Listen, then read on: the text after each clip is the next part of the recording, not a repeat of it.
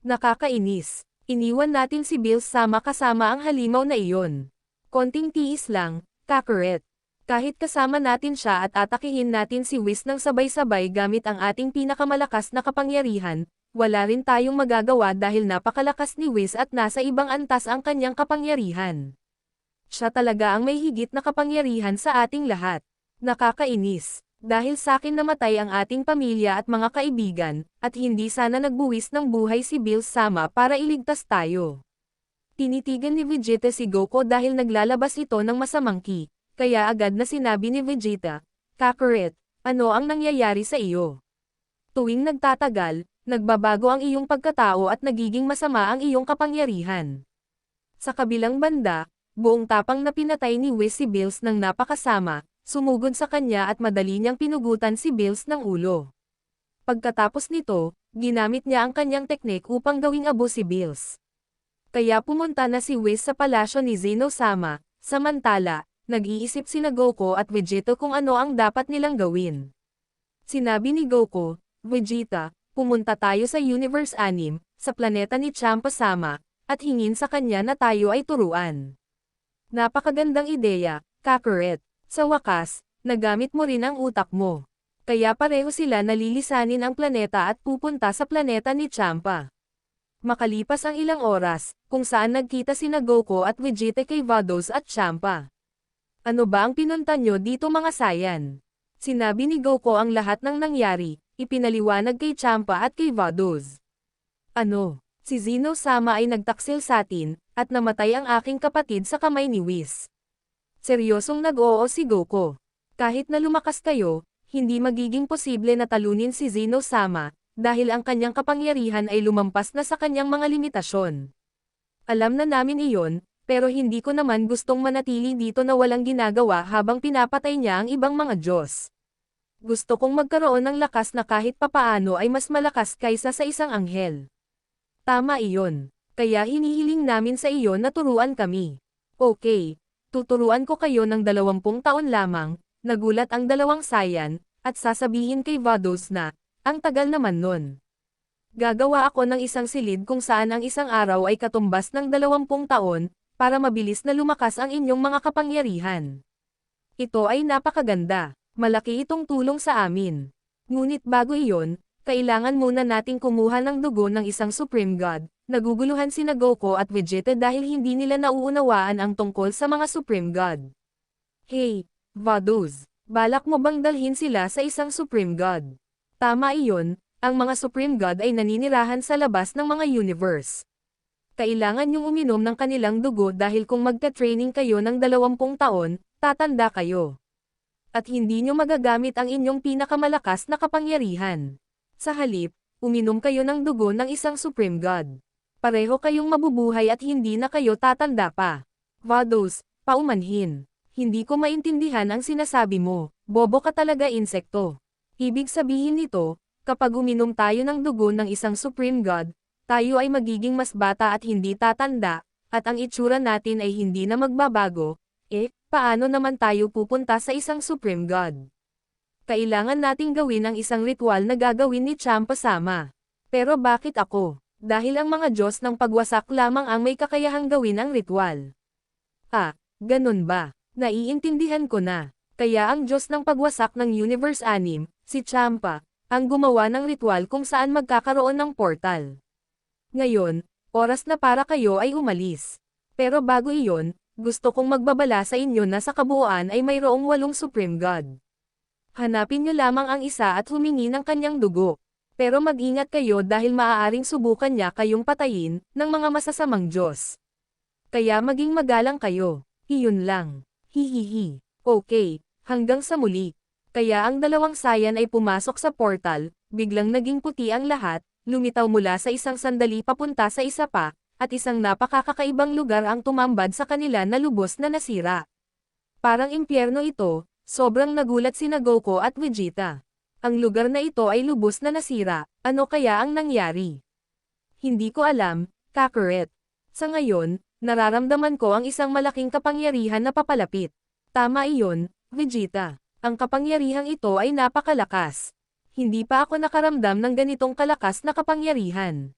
Sa sandaling iyon, dumating ang isang tao sa harap ng mga Saiyan.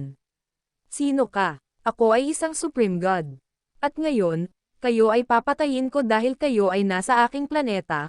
Wait lang, kami ay pumunta lang para sa dugo ng isang Supreme God. Si Broly ay may seryoso at may malamig na mukha na handa nang umatake kay Vegeta. Sa loob ng isang sandali, biglang sumulpat siya sa likod ni Vegeta. Malakas na sinuntok ang likod nito na nagdulot sa kanya na bumagsak sa lupa. Si Goku ay natakot at sa sandaling sasabihin niya ang isang bagay, tatanggapin niya ang suntok sa mukha na nagdulot din sa kanya na bumagsak sa lupa. Ako ang Legendary Supreme God, ako si Broly. At hindi ko pahihintulutan ang insekto na tulad nyo, ang mananalo sa aking planeta. Kaya't lilipad si Broly sa langit na may hawak na isang napakalaking bola ng enerhiya. Si Goku ay bumangon na lubos na nasaktan. Buisit, napakalakas nitong tao na ito. Ngayon, nauunawaan ko na kung bakit sinabi sa atin ni Vados na mag-ingat tayo. Ang mga Supreme God ay mga nilalang na sumusobra na sa mga limitasyon. Sa kabilang banda, bumangon si Vegeta na nasaktan. Buisit, tinamaan ako nito, kilala mo ba kung sino ang sinuntok mo? Kaya huminto si Broly sa pag-charge ng kanyang lakas. Buisit, ang taong ito ay may kahangahangang kapangyarihan. Ako ay susugod at titingnan kung gaano siya kalakas. Kaya't si Vegeta ay mabilis na lumapit kay Broly at sinuntok ito. Madali itong iniwasan ni Broly, hinawakan ang kanyang binti at itinapon siya palayo. Si Vegeta ay itinapon at bumagsak sa mga bato. Madali niyang naiwasan ang atake ni Vegeta. Samantala, babangon si Vegeta mula sa lupa at sisigaw habang itinaas ang kanyang kapangyarihan at naging Super Saiyan Phase 2. At muli siyang handang umatake sa Supreme God na si Broly, iniwasan ang mga suntok nito. Sinasabi niya, hindi mo ako matatalo. Napakalaki ng agwat ng ating kapangyarihan. Ikaw ay basura lamang. Ano ba ang sinasabi mo, buwisit kang insekto? Isara mo na ang iyong bibig. Kaya't si Vegeta ay nag-transform sa kanyang anyo bilang Super Saiyan God. Medyo nagulat si Broly. Well, medyo lumakas ka dyan, insekto. Sana'y sapat ang kapangyarihang ito upang talunin ang nakakainis na Supreme God na iyon. Mabilis na sinuntok ni Vegeta si Broly sa mukha, ngunit hindi ito napagalaw sa kanyang kinatatayuan. Si Vegeta ay nagulat at lumipad siya upang mag-charge ng isang super attack. Tanggapin mo ang aking final flush. Isasagawa ni Vegeta ang kanyang pinakamahusay na atake. Tatanggapin ng Supreme God ang atake ng direkta, na nagdudulot ng malaking pagsabog at pag-angat ng alikabok, pagkatapos ng malakas na pagsabog. Makikita si Broly na hindi nasaktan mula sa atake, walang anumang gasgas. Hindi nagkaroon ng epekto ang aking atake sa kanya. Tapusin na natin ito. Sa desperasyon, nagsimula si Vegeta na bigyan si Broly ng libu-libong suntok. Gayunpaman, hindi nito matatalo si Broly kaya pinatamaan siya ni Broly ng isang malaking bola ng enerhiya, bumagsak siya sa lupa at nagdulot ng malaking pagsabog. Ang prinsipe ng Saiyan ay nakulata, nagbalik sa normal na anyo at malubhang na sugatan. Habang pinapanood ito ni Goku ay labis siyang namangha, dahil sa kanyang mga nakita agad na nag-transform si Goku, sa kanyang Super Saiyan God. Ikaw naman ngayon, huwag kang umasa na madaling matatalo ako. Pagkatapos nito, aatake si Goku kay Broly, kaya pareho silang magsimulang magpalitan ng mga suntok ngunit habang nagpapatuloy ang laban, unti-unting magkakaroon ng kalamangan si Broly. Ito ay nakakahiya kay Goku, ngunit siya ay mas lalong ginanahan. Ikaw ay napakalakas na tao, ngunit ito ay nagsisimula pa lamang. Walang ekspresyon si Broly. Magsisimula si Goku na sumigaw at taasan ang kanyang kapangyarihan sa napakalaking antas. Medyo nagulat si Broly. Magiging Super Saiyan Blue si Goku, tinakot ang Supreme God. Ihanda muna ang iyong sarili, dahil ngayon mahihirapan ka na sakin. Sumugod siya patungo kay Broly. Ang laban ay patas lamang, hanggang sa umatras si Broly, at sobrang pagod na si Goku. Sumusuko ka na ba? Nang biglang ang mga mata ni Broly, naging puti sa galit. Ano ang nangyayari? Hoy insekto, umalis na tayo rito. Hindi Vegeta, wait lang, gusto kong makita kung gaano siya kalakas. Kakarot, hindi mo ba napapansin na nasa ibang antas siya, hindi man lang tayo makalaban ng sabayan sa kanya, hindi natin siya matatalo. Gusto ko lang makita ang kanyang mga limitasyon, insekto ka talaga, lumaban na tayo. Kaya nag-transform si Vegeta sa Super Saiyan Blue habang si Broly ay nagpapataas ng kanyang kapangyarihan sa hindi mapaliwanag na antas.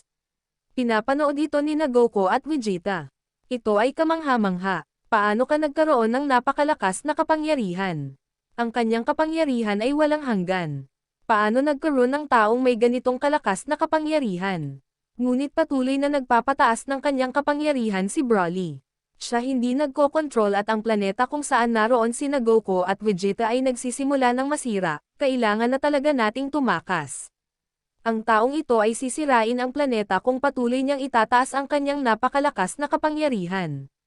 Pero paano tayo makakatakas mula sa lugar na ito? Biglang tumigil si Broly sa pagpapataas ng kanyang kapangyarihan, natapos na siya sa pag-charge ng kanyang kapangyarihan. Si Vegeta ay may sasabihin sana, ngunit isang bagay ang tumama sa kanya, isang malakas na suntok sa tiyan, na magdudulot ng pagdugo niya at pagbagsak sa lupa. Vegeta, ngunit sa sandaling iyon, magpapakumbaba si Broly kay Vegeta, at mabilis na sinugod si Goku, na lumipad sa napakaraming suntok ni Broly, at pagkatapos siya ay bumagsak sa lupa ng napakasama at hindi na nakatransform, ang sakit. Ano ang gagawin ko ngayon? Imposible siyang talunin, lumingon ang mga mata ni Goku na nakita na wala ng malay si Vegeta. Paano nangyari na sa isang suntok ay natalo na niya si Vegeta? Si Broly ay nasa langit, nag-charge ng isang super attack, ang sakit talaga. Ito ang kapangyarihan ng isang Supreme God. Nakakamangha, nagpakawala ng malakas na sigaw si Broly habang inilulunsad ang isang malaking bola ng enerhiya, hinipit ni Goku ang kanyang kamao. Mamamatay na ba ako dito? Hindi ako pwedeng mamatay. Kailangan ko pang maghiganti kay Zeno-sama. Nag-transform siya bilang Super Saiyan at tumanggap ng malakas na atake, na lumikha ng malaking pagsabog na nagwasak sa kalahati ng planeta. Pagkatapos ng nangyari, makikita ang maraming kalat, at sa kabilang banda, magigising si Vegeta mula sa lupa, na nasa bingit na ng kamatayan. Titingin siya sa paligid, hinahanap si Goku, at mararamdaman na nawala ang kanyang enerhiya, kaya siya ay magugulat. Hindi pwede. Pinatay na ba niya ang buwisit na si Kakarot? Si Broly ay nasa langit at sumisigaw. Ito na ang iyong oras, basurang Vegeta. Si Vegeta, na puno ng galit, sinubukang mag-transform bilang Super Saiyan Blue, pero dahil sa lahat ng kanyang mga sugat, hindi na niya ito magawa. Kaya hinintay na lamang niyang patayin siya. Si Broly ay mag-charge ng isa pang atake upang ihagis ito sa Saiyan Prince, ngunit may ilaw na sumulpat na nagbibigay liwanag sa buong lugar, mula sa liwanag ay makikita si Goku. Hindi namatay si Kakarot. Paano nangyari ito? Magugulat si Broly, dahil nakamit ni Goku ang doktrina ng Supreme God, mabagal na lumakad siya patungo sa kinaroroonan ni Broly, ilang mga bola ng enerhiya ang kanyang inilunsad, ngunit may nangyaring kakaiba. Madali lang niyang iniwasan ang atake ng Supreme God, at ang kanyang buhok ay magiging kulay pilak tulad ng kanyang mga mata, at magliliwanag ito ng napakainit na aura, na nagpapayanag sa lugar gamit lamang ang napakalaking kapangyarihan. Ano ang nangyari kay Kakarot?